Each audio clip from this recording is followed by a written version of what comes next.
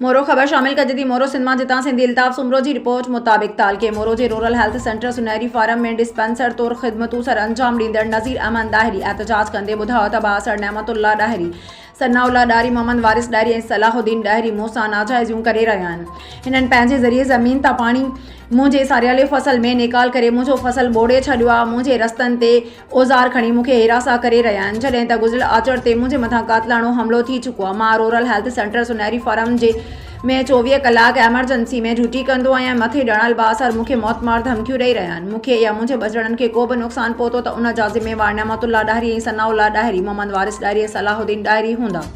नज़ीर अहमद ॾाहिरी सूबाई वज़ीर सिहत अज़रा फज़ल PHO DHO Naushahro Afroz doctor ग़ुलाम कादिर चांडियो SSP नौशरो अफरोज़ DSP मोरो ऐं SHO कमरदीन चांडियो खे अपील कई आहे त ॼाणायल जवाबदार ख़िलाफ़ कानूनी कार्रवाई कई वञे। ॿी सूरत में ज़िले नौशरो अफरोज़ समेत पूरे सिंध में सरकारी अस्पताल में हड़ताल जो सॾु ॾेई OPD जो बाइकाट कंदासीं।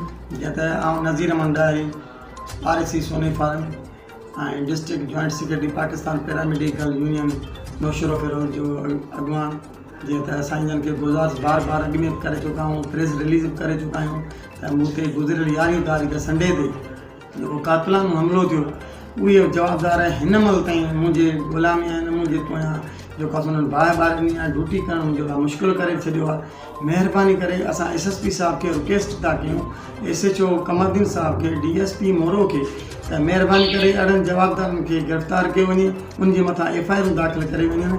जीअं न त ॿिए सूरत में असां सॼे डिस्ट्रिक्ट ते टोकन हड़ताल रखे सूमर खां वठी ऐं पोइ पूरी मुकमल अरबा खां वठी मुकमल OPD जो बाइकाट कराईंदासीं जेसिताईं जवाबदार न गिरफ़्तार थींदा, उनजे मथां FIR दाख़िल न थींदियूं एसिताईं असां इस्पतालूं न हलाईंदासीं। छो त असां 24 कलाक आवाम जी ख़िदमत था कयूं, ग़रीबनि जी ख़िदमत था कयूं, राति ॾींहुं असां पंहिंजूं ड्यूटियूं सर अंजाम था ॾियूं। पोइ बि असांखे शरपसंद माण्हू असांखे धमकियूं था ॾियनि, असांजा नुक़सान था करनि, असांजी ज़मीनुनि ते कब्ज़ा था कनि, असांजे घरनि ते कब्ज़ो था कनि ऐं असांजा लिंग अचणु वञणु टोटल माण्हू बंदि करे छॾिया आहिनि। उन लाइ जीअं त जवाबदार सनाउल्ला ॾाहिरी, नेमतुल्ला ॾाहिरी, वारिस ॾाहिरी, सलाहुद्दीन ॾाहिरी, मोहम्मद फारूक ॾाहिरी इनखे फौरी तौर ते गिरफ़्तार कयो वञे। गिरफ़्तार न कयो वियो असां चेताव था ॾियूं गवर्नमेंट ऑफ सिंध खे ऐं हेल्थ डिपार्टमेंट जे सेक्रेटरीअ खे ऐं जेको आहे अज़रा PHO साहिबु, हेल्थ मिनिस्टर साहिब खे, SSP नौशरो, DIG शहीद बेनज़ीराबाद महिरबानी कयो।